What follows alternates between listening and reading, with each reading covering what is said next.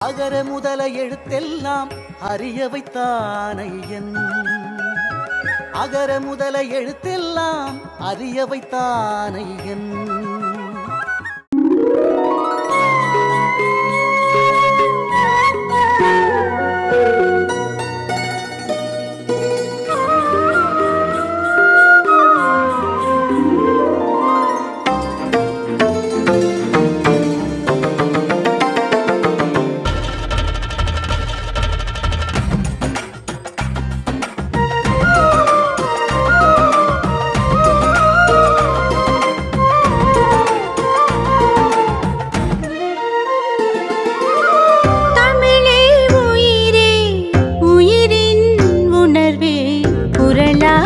மலர்ந்தாயே மொழியின் வழியே வாழ்வின் உயர்வே குரலாய் பகிர்ந்தாயே. அறமும் பொருளும் அமுதாய் அளித்தாய், அறமும் பொருளும் அமுதாய் அளித்தாய். ஐயன் உனைத்தானே உருகியே உணர்ந்தோமே. தமிழே உயிரே உயிரின் உணர்வே குரலாய் மலர்ந்தாயே.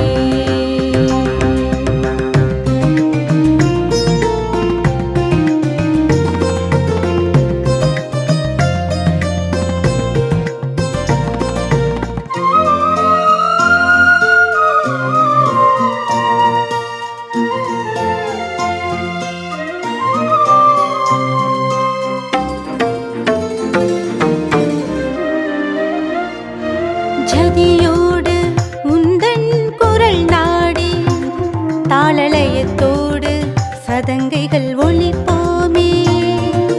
ஜதியோடு உந்தன் குரல் நாடி தாளலயத்தோடு சதங்கைகள் ஒலிப்போமே. குரலோடும் தமிழோடும் வளர்ந்தாலே உயரங்கள் தொடலாமே. குரலோடும் தமிழோடும் வளர்ந்தாலே உயரங்கள் தொடலாமே. புது புது விதியினை செய்வோம், புவி புவி புவிதனை வெல்வோம். புது புது விதியினை செய்வோம், புவி புவி புவிதனை வெல்வோம். குரலில் புலர்வோமே. தமிழே உயிரே உயிரின் உணர்வே குரலாய் மலர்ந்தாயே.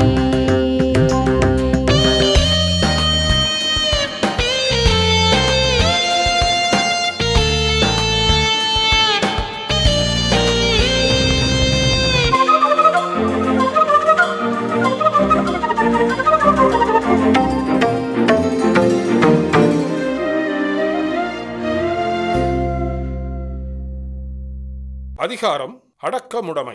குறள் எண் 121. அடக்கம் அமரருள் உய்க்கும், அடங்காமை ஆரிருள் உய்த்துவிடும்.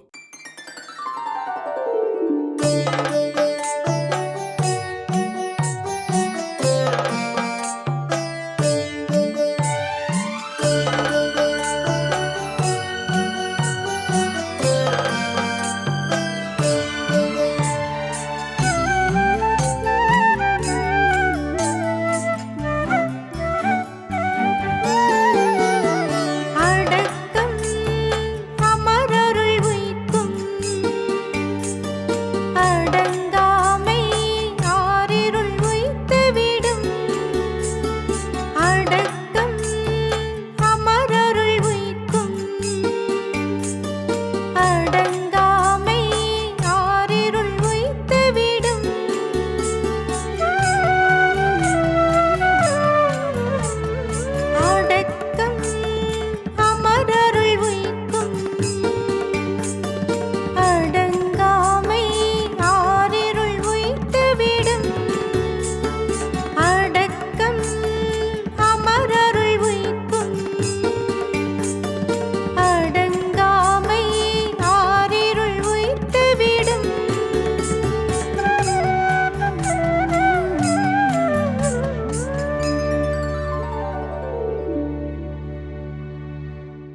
அடக்கம் அமரருள் உய்க்கும், அடங்காமை ஆறிருள் உய்த்துவிடும் என்ற அற்புதமான குறள்.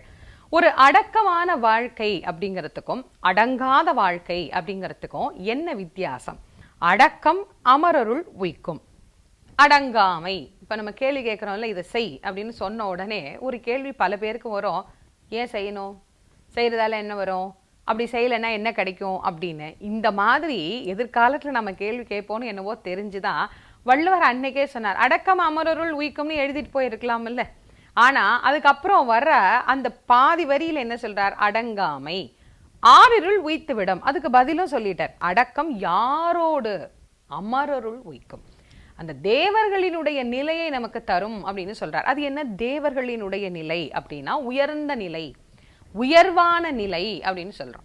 அடக்கமாக இருப்பவர்களுக்கு எங்கு போனாலும் ஒரு உயர்வான நிலை கிடைக்கும். அப்படின்னா யாருக்கு அந்த உயர்வான நிலை கிடைக்கும்? நீங்க யோசிச்சு பாருங்க. ரொம்ப அமைதியா, அடக்கமா, சாந்தமா, பொறுமையா ஒருத்தர் இருக்கிறார்.